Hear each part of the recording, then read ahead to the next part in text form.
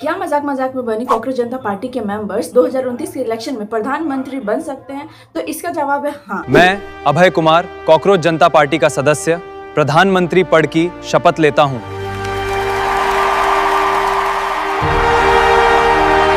लेकिन इसके लिए सीजेपी को पहले मीम्स और प्रोटेस्ट से हटके लीगल पार्टी बननी होगी। आइए कॉकरोच से प्रधानमंत्री का सफर 3 सिंपल स्टेप में समझते हैं। सबसे पहला स्टेप है इलेक्शन कमीशन में रजिस्ट्रेशन। मैं कॉकरोच जनता पार्टी का रजिस्ट्रेशन कराने आए हैं।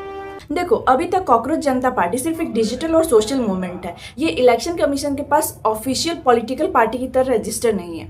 अगर अभिजीत दीप या उनकी टीम का कोई मेंबर 2029 के चुनाव से पहले इसकी इलेक्शन कमीशन ऑफ इंडिया यानी ईसीआई के तहत इस पार्टी को ऑफिशियल पॉलिटिकल पार्टी के रूप में रजिस्टर करवा लेती है तो सीजेपी एक लीगल पार्टी बन जाएगी।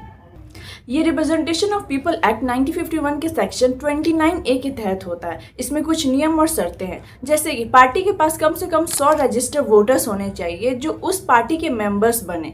उन सभी का वोटर आईडी कार्ड जरूरी है। उसके साथ साथ 10,000 का डिमांड ड्राफ्ट लगता है। साथ ही सभी 100 मेंबर्स को एफिडेविट देना होता है कि वो किसी और पार्टी के मेंबर तो नहीं है।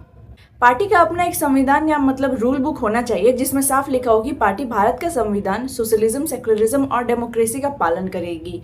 इसके अलावा ईसीआई के पास अप्लाई करने के बाद पार्टी के नाम को लेकर कोई ऑब्जेक्शन तो नहीं, इसलिए 2 नेशनल और 2 लोकल न्यूज़पेपर में नोटिस छपवाना पड़ता है। लेकिन मान लो अगर रजिस्ट्रेशन नहीं हुआ तो तब भी एक रास्ता है। सीजेपी का कोई भी मेंबर इंडिपेंडेंट यानी निर्दलीय उम्मीदवार के तौर पर लोकसभा का चुनाव लड़ सकता है। यानी चुनाव का रास्ता तो एकदम साफ है।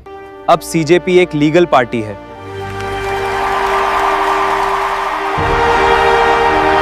देखो, अब आते हैं स्टेप नंबर 2 पे।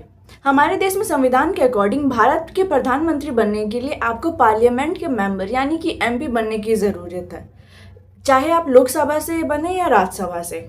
इसके बाद रूल सिंपल है। कॉकरोच जनता पार्टी के जिस भी मेंबर को पीएम बनना है उसकी उम्र कम से कम 25 साल होनी चाहिए और उसे 2029 के आम चुनाव में किसी न किसी सीट से जनता के बीच जाकर वोट मांगकर जीतना होगा। देखो, अब स्टेप नंबर 3 को समझते हैं। Now the last but not the least. देखो, इंडिया में वही पीएम बन सकता है जिसके पास लोकसभा की 543 सीट में से कम 272 से ज्यादा एमपी का सपोर्ट हो। अब सीजेपी का कोई भी मेंबर पीएम कैसे बन सकता है, इसे हम 2 तरीके से समझते हैं। सबसे पहला कि वो खुद मेजोरिटी में हो, मतलब कि सीजेपी 2029 के चुनाव में अपने दम पर पूरे देश में इतनी सीट जीत जाए कि उनके पास खुद 272 से भी ज़्यादा एमपीज हो। देखो, किसी भी नए पार्टी के लिए प्रैक्टिकली इम्पॉसिबल है। तो अब आते हैं दूसरे तरीके पे जो सबसे प्रैक्टिकल और मुमकिन रास्ता है। मान लो 2029 के चुनाव में किसी भी बड़ी पार्टी जैसे कि बीजेपी और कांग्रेस को क्लियर मेजोरिटी नहीं मिलती है और सीजेपी एक किंग मेकर की तरह उभर आती है, यानी सीजेपी के पास 20 से 30 सीट जीत होती है। तो ऐसे में सीजेपी किसी बड़े गठबंधन के साथ मिलकर सरकार बना सकती है और अगर सब इस बात पे राजी हो जाए तो सीजेपी का कोई मेंबर पीएम भी बन सकता है।